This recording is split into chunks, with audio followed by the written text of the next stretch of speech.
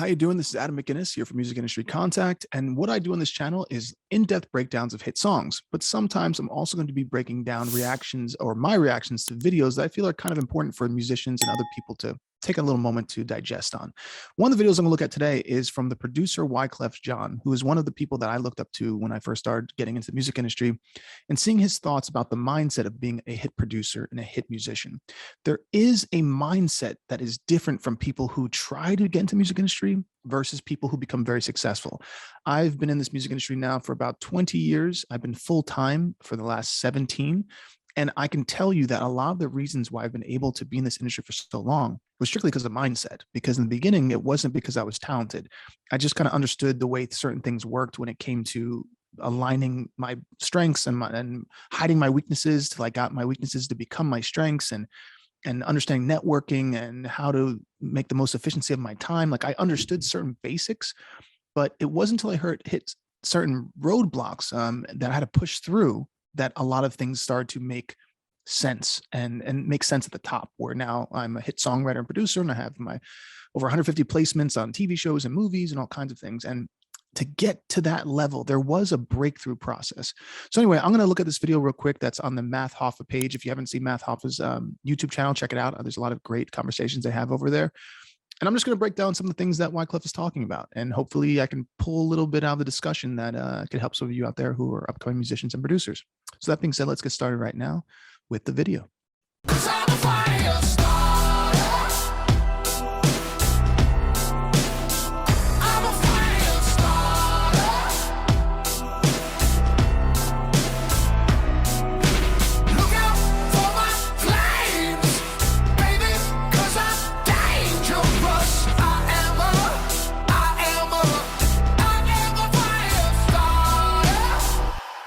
Anybody will tell you, letting us open up for you at that time is like letting Jimi Hendrix open up for you.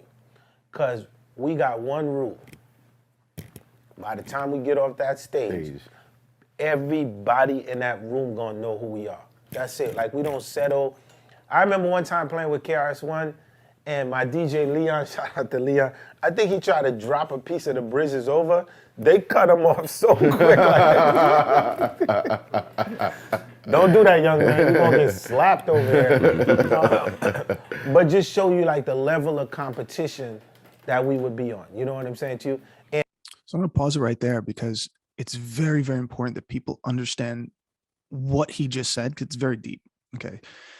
He just broke down their intention. Okay. The intention, which is the energetic focus of him and the members of his group. Their energetic focus, meaning all of their body, all of their thoughts, all of their minds, all of their actions were aligned, which creates a very strong force. And it was aligned towards being the best when they got on the stage. It was almost like a competition. So that way, when they got off the stage, everyone knew who they were, even as an opening act. If you're an upcoming musician, producer, singer, songwriter, whatever you are, if you can just take that one little nugget of information that he just said, having this healthy level of competition. There's this old saying called iron sharpens iron, meaning if you're around other people who are really talented, they will help you to sharpen, because then they'll say, oh, maybe you could beat that line, or maybe you can play that a little bit better. Maybe you can sing that a little better. And then you do, and you realize you're a little bit better. And then you might tell them, hey, maybe you get a little better. And that starts to sharpen. Iron sharpens iron. A lot of people that I've helped over the years become more established in the music industry. The reason why I was able to help them is because I can put them into healthy, competitive positions, meaning I can circle them with other people who are equally as talented, if not more talented than them, to help them quickly find themselves and become better at their craft. But if you're at home trying to become a professional musician and you don't have any healthy competition, you're probably only going to get to the level of where your ego or comfortability zone lies. There's a point that goes past that. Now, some people can, in their minds, can be like, I'm going to be the best in the world, right? That Muhammad Ali type mindset. And for people like that, you'll keep getting better and better, especially if you have a love for constantly learning. And if you have a healthy enough amount of insecurity that pushes you to become better than you were before. There isn't a good level of healthy amount of insecurity that will make you become better. there's also sometimes too much insecurity that becomes very detrimental. So you got to kind of balance that. But if you can create a healthy environment where there's other people who are better than you that will hopefully constantly make you better, that you can be competitive with, there's so much growth that can happen in that. And especially when your mindset goes to a place where like, I am not going to leave this stage without everyone knowing who I am. That will make you start to create that energy I'm talking about, that focus that is very, very powerful. So if you can take that little nugget, I think that's good. Let's keep listening some more. But that's one thing that if you want to be a hit making producer or artist or whatever, you gotta at least start to get in a healthy competitive place. Like there's some private networks and clubs like the Billboard 500 Club, which you can find in the description below. In that club, there's tons of talented people from all around the world. So it's a healthy competition. But you might have to go to places like open mic or little local band sections in your state or town and figure out how to get that healthy growth. And I mean, till today, anybody that's watching this, you know, Jay-Z, Nas, Puff will tell you, don't do that. Like, because that we practice for that. Like, we wanted to be that showman style. Like, right. So for us, we opened up for Das. It was amazing. But before we went to Europe, something interesting happened. I went to see a dude by the name of Salam Remy. And Salam,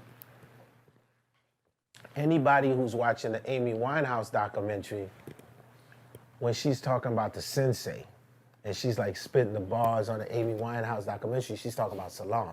And so I went to see Salam, and he's already ill. Like, he's producing Super Cat, everybody in the world. Right. So my man Jeff Burrows said it, and Salam clicked. So I was like, yo, I'm gonna bring the group. That's very important what you just said. And if you don't know the music industry, that line he said of, I went over to see Salam, and my friend brought me over there, and then we clicked. And so then I brought my group. There's a lot of pieces of information that are said in the verbiage of the vocabulary he's using, but they're not broken down in a way that you can actually go the weight of them. So let me break this down. Someone brought him over to meet someone else who was already successful. The only reason why a person would bring an upcoming producer, artist, or writer to meet someone who's already successful is because that person trusts this other person. It's the only way it happens.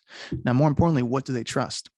They trust their talent, they trust their work ethic, and they trust their humanity. That's so important. Because if you know, like, let's say I'm the middleman, let's say, and I have all these friends who are hit makers, I don't bring random people to meet them. I don't bring just talented people to meet them.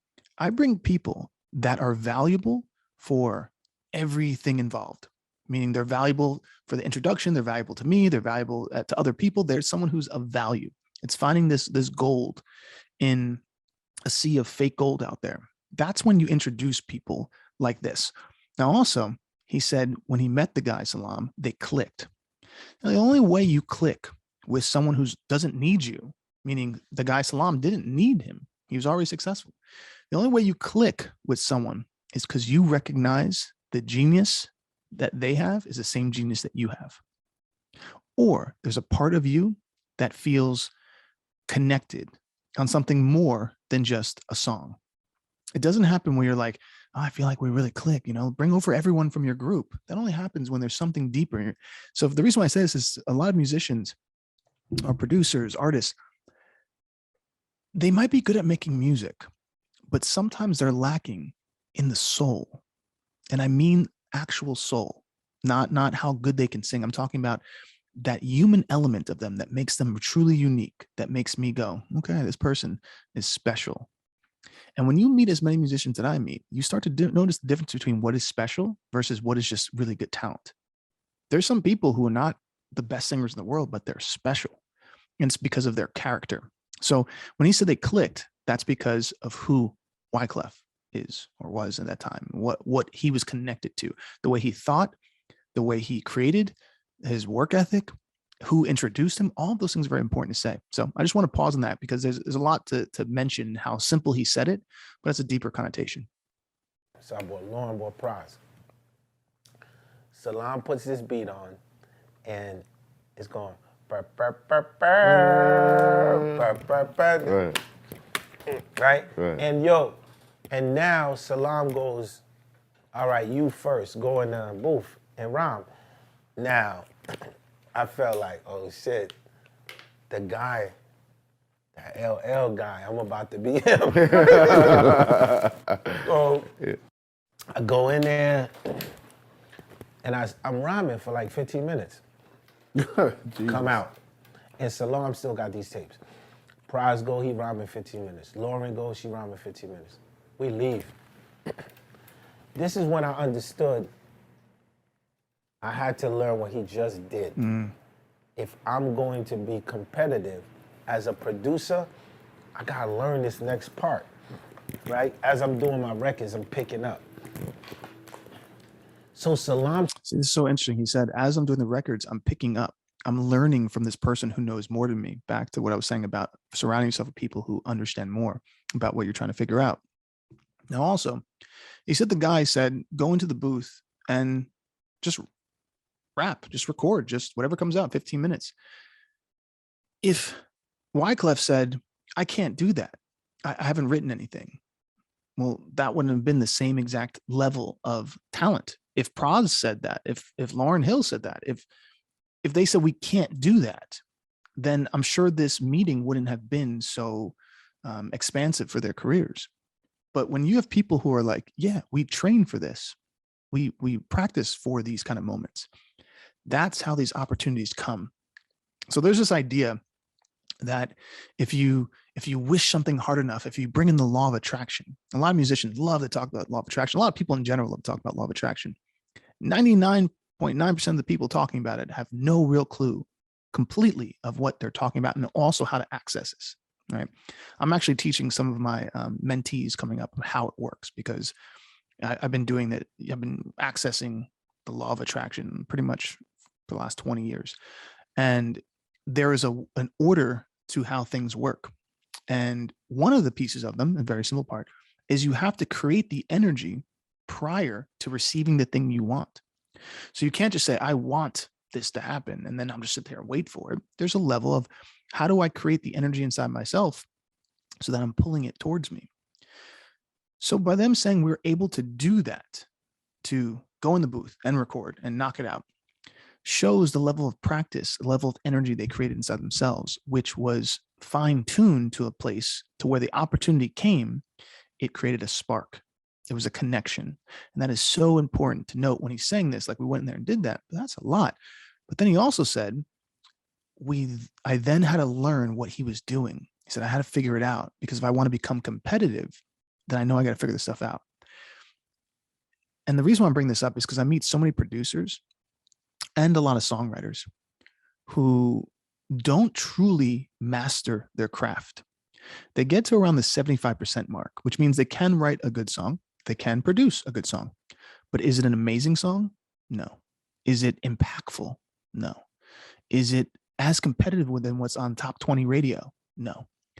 99.9% of the people who are in the music industry who want to be in the music business cannot do what the 0.1% can do, because they all stop at the 75% mark where things feel comfortable, where they can get through a song enough to say, I made a song. And then they just keep on making songs. But they're not around people who are saying, yeah, you made a song, but did you make the song impactful? Did you make the song amazing? Did you make the song valuable? Did you make the song of the year? Did you make the best song that you've ever made before? A lot of those questions only lie in the hands of the people who are in a very small percent of the industry that were able to make a full-time living from this, and a living that is like a dream in a sense. So I'm posing that to everyone out there. When you hear me breaking this down, you got to get past that 75% mark of feeling comfortable, because that comfortable part, I've seen people stay in that comfortable part for 10, 15 years. And they come to me and they have like hire me for a consultation, and I'll talk to them and they'll play me their music. And I'm like, okay, this is good. I'm like, just play me your best song. And then they'll play me what they think is their best song. And I'm like, oh, okay, well, here's why you're not successful yet in the music industry. Because if that's your best song, that best song is not even in the worst song of the year of the people who are at the top of the music industry. So we have to help you get to that level. And a lot of times when I start to show them the tricks and push them a little bit, at first they're a little bit apprehensive because there's so much information that they did not know that they did not have. So it gets to this point where they're like, I've been doing music 15 years and like Adam's telling me all this stuff that I did not know. How much more do I have to study? And then usually what happens is around the 2-year mark, after they've worked with me for 2 years, then it all comes together. And in reality, I can teach anyone, from someone who could be non-musical at all. And if you gave me 3 years with them, I can make them competitive in the music industry. 3 years, which is much shorter than college. And some people can take up to 10, 15 years. But a lot of it comes down to how are you learning? What's your mindset? And what's the actual goal? Is it the goal to make you feel good about music, that you did something, or is the goal to, like he said, become competitive, which is a different thing? Am I lifting weights to feel good about my body, or am I lifting weights to become a bodybuilder? Those are two different things. Anyway, I'm going to stop right there. I hope you enjoyed this video. I like this little breakdown because I think he said a lot in these few words, and it was worth me pulling some of the information out and giving it to you. If you like this video, hit the like button, hit the subscribe button so you know you can get some more content from us. If you have other videos you want me to break down, other reaction videos, it doesn't have to be about music. It could be about music industry. It could be about life. Go ahead and put something in the comments below so we know what you like to see me breaking down, and we'll keep it going. Be good to yourself, be good to others, and I will talk to you soon. Give me some of that power.